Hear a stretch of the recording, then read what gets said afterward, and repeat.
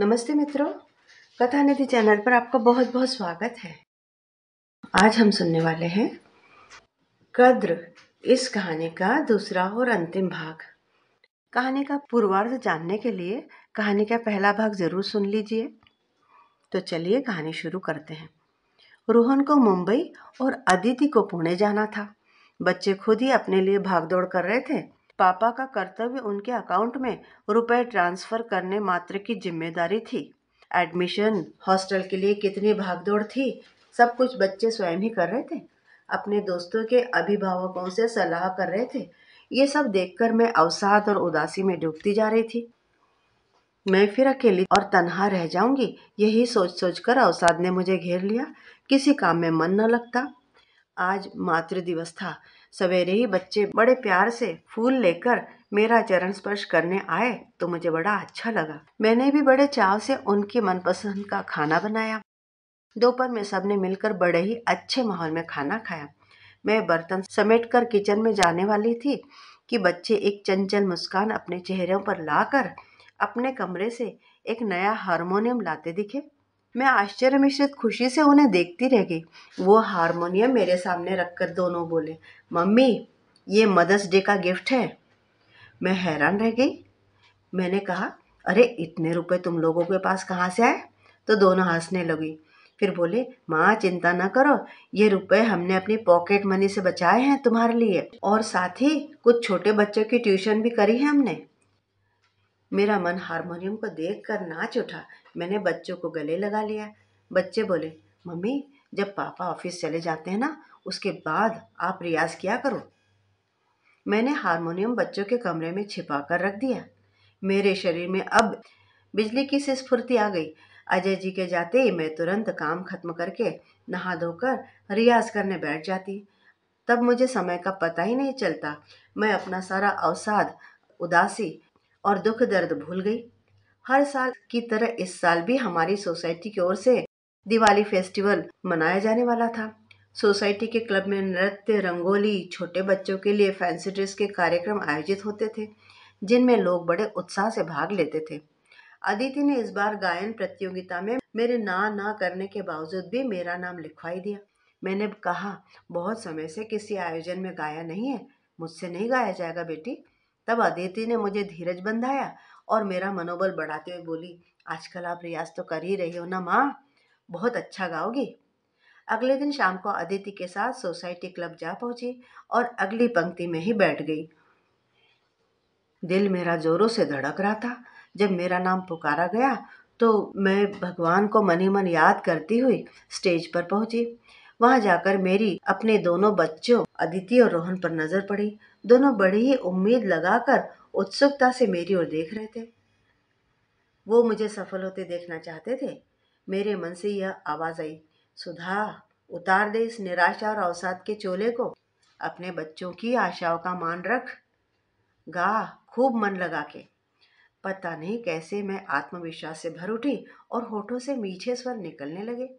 Anuradha film का मशहूर गाना, हाय रे वो दिन क्यों ना आए, जा जा के ऋतु लौटाए, हाय रे वो दिन क्यों ना आए, सुनी मेरी वीणा संगीत बिना। गाना गाते गाते मैं इतनी लीन हो गई कि तेज तालियों की गड़गड़ाहट सुनकर ही मैं चेतन हुई। मेरे गाने को बहुत सराहा गया। लोग खड़े होकर तालियां बजा रहे थे। प्रथम पुरस्कार भी मेरे ही नाम आया। बच्चों की खुशी का तो ठिकाना न था। स्टेज से उतरते ही लोगों ने मुझे घेर लिया और इतने सुंदर गायन के लिए बधाई देने लगे।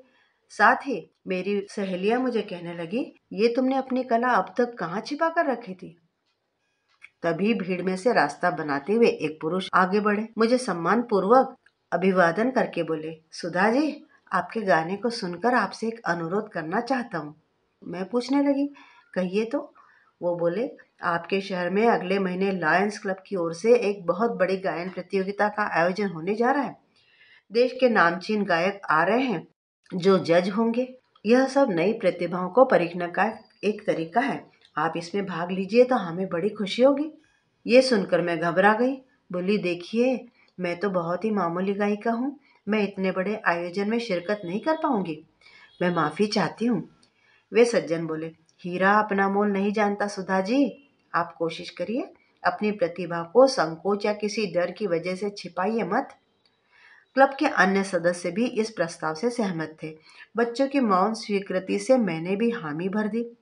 बच्चे मेरी सफलता पर फूले नहीं समा रहे थे, लेकिन मैं तो मन ही मन डर रही थी कि अजय जी पता नहीं ये सब जानने के बाद किस तरह की प्रतिक्रिया देंगे। उनके गुस्से की तो मैं आदी हो चुकी थी, लेकिन अब पता नहीं क्या बोले। मुझे तो पता था अजय इस प्रस्ताव से कभी सहमत ही नहीं होंगे। मैं घर में आने वाले एक बड़े बवंडर से निपटने के लिए खुद को तैयार करने की कोशिश कर रही थी। पूरे शहर में इस गायन प्रतियोगिता के प्रचार के लिए पोस्टर लग रहे थे। जजमेंट करने वाले बड़े संगीतकारों के नाम सहित तस्वीरें लगाई जा रही थी। प्रतियोगियों के नाम भी लिखे हुए थे। पोस्टरों पर मेरा नाम देखकर जहां एक और बच्चे नाच उठे, वहीं अजय ने घर में भयंकर हंगामा कर दिया, तूफान मचा दिया। वे ऑफिस से आते हुए पोस्टर पर मेरा नाम देखकर आग बबूला होते हुए ही घर में घुसे। घर में घुसते ही ऊंचे स्वर में चिल्लाने लग गए, सुधा, तुमने मुझसे पूछे बिना इतना बड़ा फैसला कैसे कर लिया? तुम हरगिज हरगिज इस प्रतियोगिता में भाग नहीं लोगी। उनके ऊंचे स्वर को सुनकर आसपास की खिड़कियों से लोग झांकने लगे थे। कल ही जाकर अपना नाम वापस ले लो। मेरे घर में ये गाना बजाना नहीं चलेगा। सुनकर हम सब शांत रहे। हम सब बिना खाना खाए सो गए उस दिन। प्रतियोगिता के दिन हम तीनों ने अजय के ऑफिस से घर आने से पहले ही निकल जाने की योजना बना डाली। मैंने अपनी मनपसंद गुलाबी शिफॉन की साड़ी पहनी, हल्का सा मेकअप भी कर लिया और तैयार हो गई। अदिति और रोहन उत्साह में रंगे पहले ही तैयार होकर बाहर खड़े थे। मैं भी बाहर आ गई। आयोजकों ने गाड़ी भिजवाई थी। अजय के घर पहुंचने के पहले ही हम तीनों शहर के टाउन हॉल में अपनी अपनी जगह पर जाकर बैठ गए थे। जाने माने गायक, गायिकाओं और संगीतकारों का अनोखा सम्मेलन था। मेरे दिल में बड़ी खुशी हो रही थी ये सब देखकर। उस अनोखे सम्मेलन में गायिकाओं और संगीतकारों का अनोखा सम्मेलन था, जिनके नाम और तस्वीरें ही टीवी और पत्रिकाओं में देखी थी। उन्हें आंखों के सामने देखकर मुझे विश्वास नहीं हो पा रहा था। मेरे दिल में बड़ी खुशी की हिलोरें उठ रही थी और बच्चे भी ये देखकर हैरान मिश्रित खुश थे। हॉल के चारों ओर कड़ी सुरक्षा थी। कोई परिंदा भी पर नहीं मार सकता था। कार्यक्रम आरंभ हुआ तो समा बंध गया। मैं मन ही मन घबरा रही थी। मेरी बारी आने पर बच्चों ने गले लगाकर मुझे शुभकामनाएं दी। बच्चों के चेहरे देखकर मैं आत्मविश्वास से भर उठी और फिर स्टेज पर गई। मैंने राजस्थान का प्रसिद्ध लोकगीत केसरिया बालमा आओ सम पधारो म्हारे देश केसरिया। मेरा गाना शुरू होते ही पूरे हाल में पिन ड्रॉप साइलेंस हो गया था। लोग तन्मय होकर संगीत लहरी में डूब गए थे। मैं भी संगीत में डूब के गाती रही। सभी कलाकारों ने अच्छा ही गाया था। कार्यक्रम समाप्त होने पर सभी कलाकारों को हॉल के पिछले गेट से गाड़ियों में बिठा कर ले जाया गया। श्रोताओं के लिए सामने का गेट था। सामने वाले गेट पर बच्चे मेरी प्रतीक्षा कर रहे थे। जो ही उन्हें कार में बैठाने के लिए मैंने गाड़ी रोकी तो मेरी नज़र अजय पर पड़ गई। वे दूर वॉचमैन के साथ खड़े थे। हमें देखती आंखों से आग बरसाते हुए वे तेजी से आगे बढ़े। मैं मन ही मन अज्ञात आशंका से कांप उठी। कहीं आज यहीं पर ये हमारा तमाशा न बना दे। अचानक एक बड़ी भीड़ के रेले में वो फंसी गए और निकल नहीं पाए और हमने गाड़ी को आगे बढ़ा दिया। घर पहुंचकर अब हमें घर का मोर्चा संभालना था। बच्चों को जल्दी से खाना खिलाकर मैंने उनके कमरों में भेज दिया। स्वयं एक बड़े तूफान का सामना करने के लिए इंतजार करने लग गई। थोड़ी सी देर में ही अजय किसी बवंडर भरे तूफान की तरह आ धमके और मुझ पर चिल्लाने लग गए, कर दिया ना मेरी इज्जत का कबाड़ा। तुम्हारी हिम्मत कैसे हुई घर से बाहर निकलने की और लोगों के सामने बैठकर बाइयों जैसे गाना गाने की? गाने वाली बाई हो तुम? और न जाने कितने बेहुदा आरोप से मेरे चरित्र पर लांछन लगाने लगे और मेरी इज्जत को ही तार तार करने बैठ गए। मैं खामोशी से सिर नीचा करके बैठी रही। अचानक तानाशाही का फरमान सुनाया कि अब मेरा और तुम्हारा एक छत के नीचे गुजारा नहीं है, तुम अपने मायके जा सकती हो। ये सुनकर तो मैं स्तब्ध ही रह गई। मैं जानती थी कि इनकी ये बात अकाट्य है, कोई भी इनकी बात को बदल नहीं सकता। जो कह दिया सो कह दिया, वही होगा। उस रात मेरे स्वाभिमान को इन्होंने तार तार ही कर दिया। 23 साल घर परिवार की बिना किसी शर्त के सेवा करती रही हूं मैं। आज जो एक पल अपने दिल की खुशी के लिए जी लिया तो इन्होंने तूफान खड़ा कर दिया। इस उम्र में मायके जाऊंगे, ये सोच सोचकर मैं हैरान थी। अगले दिन सवेरे रोज की तरह स्वाभाविक तौर पर मैं अपने काम में लग गई। हालांकि दिल में तो विचारों की सुनामी आई हुई थी। बच्चों के जाने में 2 दिन बाकी थे। मेरी पूरी कोशिश थी कि बच्चे हंसते खेलते ही खुश खुश घर से विदा हो और आगे की पढ़ाई करते रहे। आज पहली बार ये मौन व्रत धारण किए हुए बिना टिफिन लिए हुए ही ऑफिस के लिए निकल गए। मैं बच्चों के जाने की तैयारी में जुट गई। अचानक ही मोबाइल की घंटी से मेरा ध्यान भंग हुआ। फोन मुंबई से था। कल के गीत संगीत में शामिल हुए एक बड़े संगीतकार का था। श्री मोहनदास जी ने कहा, सुधा जी, कल के कार्यक्रम में मैंने आपका गायन सुना। वास्तव में आपका गाना बहुत ही अच्छा था। मुझे 2 फिल्मों में संगीत देना है। मैं फीमेल गाने आपसे गवाना चाहता हूँ। कृपया मेरे इस प्रस्ताव पर सोच समझकर विचार करके कल शाम तक इसी नंबर पर अपना जवाब दे दीजिएगा। ये बात मैं आपसे ज़रूर कहना चाहता हूँ कि ऐसा मौका लोगों को सालों के संघर्ष के बाद भी नहीं मिलता है। इसलिए मेरी रिक्वेस्ट को मान लीजिएगा। यह आपके हुनर और तकदीर का ही कमाल है जो घर बैठे आपको ये अवसर मिल रहा है। ये सुनकर के मैं हाथों का काम वही का वही छोड़कर हैरान, परेशान और आश्चर्यचकित सी जमीन पर ही बैठ गई। बच्चे मुझे ऐसे जमीन पर अचानक बैठा हुआ देखकर घबरा गए। रोहन जल्दी से पानी लेकर आया, मुझे पिलाया, फिर पूछने लगा, मम्मी हुआ क्या है? सब ठीक तो है? किसका फोन था? मैं कुछ बोल नहीं पा रही थी। कुछ देर के बाद जरा मैं प्रकृतिस्थ हुई, तब मैंने सारी बात बच्चों को बताई। नई सोच, नए विचारों वाले बच्चे खुशी से नाच उठे। बोलने लगे, मम्मी ये तो कमाल हो गया। आप तो बिल्कुल हैरान परेशान होने वाली बात हो ऐसे रिएक्ट कर रही है। आपको तो सेलिब्रेट करना चाहिए।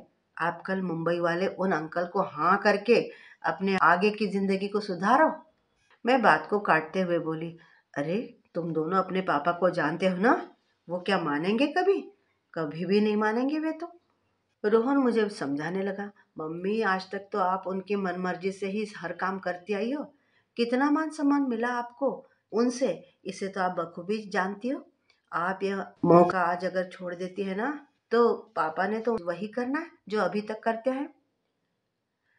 सुनो मम्मी, मैं परसों मुंबई जा ही रहा हूँ, तुम मेरे साथ चलो। अब मैं भी समझ गई थी कि रुकने के बाद भी मेरा कुछ भला तो होने वाला नहीं। फिर मैंने देर नहीं लगाई। अपने संदूक के तल से मायके से मिले सोने के 2 कंगन निकाले और ज्वेलर्स की दुकान पर बेच आई। मुंबई जाने के लिए रुकने के लिए पैसा भी तो चाहिए था। अपनी हितैषी मित्र मल्लन भाभी जी को बुलाकर मैंने सारी बात समझा भी दी। घर की एक चाबी देकर उन्हें समझा दिया कि अजय जी के ऑफिस जाने के बाद बाई को सफाई, कपड़े आदि धोने को कह देना। बाई को 1 महीने का एडवांस भी दे दिया। मेरे जाने के बाद अगर कोई पूछे तो कहना रोहन के साथ मुंबई ऑडिशन के लिए गई हूँ। मुंबई में हम म्यूजिक रिहर्सल स्टूडियो के पास एक गेस्ट हाउस में ठहर गए। अगले दिन भी ऑडिशन हुआ, फिर रिहर्सल आरंभ हो गई। रोहन ने भी अपने कॉलेज और हॉस्टल का पता मुझे बता दिया था। अब मैं स्टूडियो जाती थी, रोहन कॉलेज और हॉस्टल की औपचारिकता पूरी करने लगा। अदिति भी पुणे हॉस्टल चली गई थी। मैं शाम को एक बार नियम पूर्वक मल्लन भाभी जी को फोन कर लेती थी। उन्होंने बताया कि हमारी कॉलोनी वाले तुम्हारे बारे में सुनकर बहुत खुश हुए हैं। वो इकट्ठे होकर अजय को बधाई देने गए। मैं भी गई थी। वो सब तुम्हारी और तुम्हारी गायकी की बहुत तारीफ कर रहे थे। कुछ पड़ोसी तो अजय को आप जैसी गुणी पत्नी मिलने के लिए भाग्यशाली भी बता रहे थे। उस समय अजय के चेहरे की रंगत बदल गई थी। वो खिसियाने से होकर सबको धन्यवाद कह रहे थे। ये सब सुनकर मुझे अच्छा लगा। चलो, किसी ने तो मेरी कला को सराहा। इस तरह लगभग 1 सप्ताह बीता होगा। अचानक रिहर्सल के दौरान मल्लन भाभी का फोन आया। मैं घबरा गई और रिहर्सल बंद करके मल्लन भाभी जी से बात की। वो बोली, सुधा जी गजब हो गया, आज अजय जी सवेरे सवेरे ही रुआंसे से हुए हमारे घर आ गए। बोले सुधा का फोन नंबर या कोई पता ठिकाना हो तो बता दें। हमने पूछा क्या बात हो गई, तो सिर नीचा करके बोले, मैं स्वार्थी और घमंडी हूँ। मैंने अपने आम के आगे सुधा जैसी गुणी पत्नी का तिरस्कार किया और करता ही आया हूँ। 8 दिन में ही मुझे सुधा की अहमियत का अंदाजा हो गया।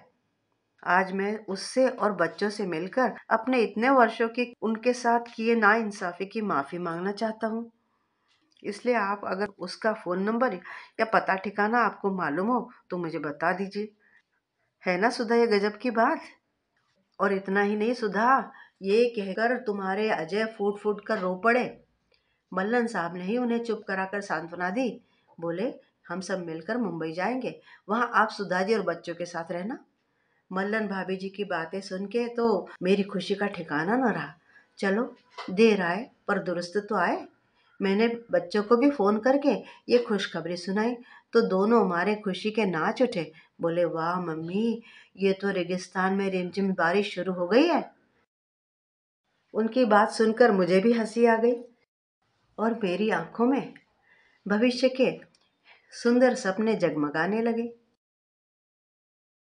तो मित्रों, अभी आप सुन रहे थे कद्र इस कहानी का दूसरा और अंतिम भाग। कहानी सुनने के लिए बहुत बहुत धन्यवाद। आपको कहानी कैसी लगी? उम्मीद करती हूँ कि आपको कहानी अच्छी लगी होगी। सुधा के जैसी कई स्त्रियां और अजय जैसे कई पुरुष हमारे आसपास देखे जा सकते हैं। कमेंट करके बताइएगा ज़रूर कि आपको कहानी कैसी लगी। और चैनल पे नए हैं तो चैनल को सब्सक्राइब भी ज़रूर कर लीजिएगा। कहानी सुनने के लिए एक बार फिर से धन्यवाद। मिलती हूँ जल्द ही एक बढ़िया सी कहानी के साथ। तब तक विदा।